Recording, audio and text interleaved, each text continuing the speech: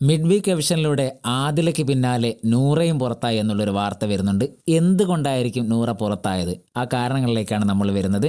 നിങ്ങൾ വീഡിയോ മുഴുവൻ കണ്ടതിന് ശേഷം നിങ്ങളുടെ അഭിപ്രായം ഒന്ന് കമൻറ്റായി രേഖപ്പെടുത്തുക. എനിക്ക് തോന്നിയ ഒരു കാര്യമാണ് ഞാൻ പറയുന്നത്. അതായത് ടിക്കറ്റ് ഫിനാലെ ടാസ്കിലൊക്കെ മികച്ച പ്രകടനം കാഴ്ചവെച്ച ഒരു മത്സരാർത്ഥിയാണ് നൂറ. നെവിനും അക്ബറിനും മുകളിൽ വോട്ട് കിട്ടിക്കൊണ്ടിരുന്ന ഒരു മത്സരാർത്ഥിയാണ് നൂറ. ആ നൂറയാണ് ഇപ്പോൾ നെവിനും അക്ബറൊക്കെ നിൽക്കെ ഇപ്പോൾ പുറത്തായി എന്നുള്ളൊരു രീതിയിലേക്ക് വരുന്നത് ഒരു മിഡ് വീക്ക് എവിഷനിലൂടെ. എനിക്ക് തോന്നുന്നു ടിക്കറ്റ് ഫിനാലെ ടാസ്ക് സ്വന്തമാക്കി ക്യാപ്റ്റൻ ആയതിനു ശേഷം നൂറയിൽ കുറച്ച് മാറ്റങ്ങൾ വന്നിട്ടുണ്ട്, പ്രത്യേകിച്ച് ആദിലയിലും.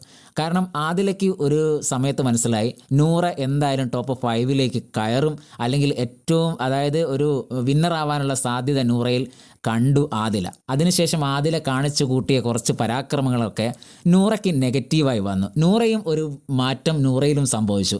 അനുമോൾക്കെതിരെ നൂറ ശക്തമായി പ്രതികരിക്കാനും അനുമോളെ തള്ളിപ്പറയാനൊക്കെ തുടങ്ങി. അത് ഇവർക്കിടയിൽ പ്രേക്ഷകർ ഒരു നെഗറ്റീവായിട്ടാണ് എടുത്തത്. അവിടെ അനുമോൾ തെറ്റ് ചെയ്തോ അല്ലെ അനുമോൾ ശരിയാണോ എന്നൊന്നുമല്ല, ഇവരുടെ ഒരു പ്രവൃത്തി പ്രേക്ഷകർക്ക് അത്രത്തോളം ഇഷ്ടപ്പെട്ടില്ല എന്നതൊരു കാരണമാണ്. അതുകൊണ്ട് ടോപ്പിലൊക്കെ നിന്നിരുന്ന നൂറ പുറകോട്ട് പോവുകയും ചെയ്തു. പിന്നീട് അവിടെ പുറത്തു പോയ മത്സരാർത്ഥികൾ വന്നതോടുകൂടി ഇവരുടെ PR പരിപാടി എന്നൊക്കെ പറഞ്ഞ് ഇവർ അനുമോൾക്കെതിരെ വലിയ രീതിയിൽ തിരിഞ്ഞു.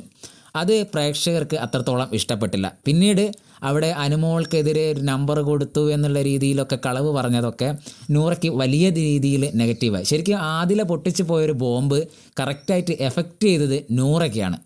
അതുകൊണ്ട് തന്നെ പ്രേക്ഷകർ നേരെ നൂറയ്ക്ക് വോട്ട് ചെയ്ത പ്രേക്ഷകർ നേരെ തിരികെയും ആ വോട്ടൊക്കെ നെവിനും അക്ബറിനും അനുമോൾക്കും അനീഷിലേക്കും മിക്സഡ് ആയിട്ട് പോയിട്ടുണ്ടാവാം.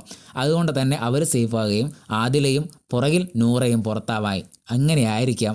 എന്തായാലും നിങ്ങളുടെ അഭിപ്രായം ഒന്ന് കമൻറ്റായി രേഖപ്പെടുത്തുക.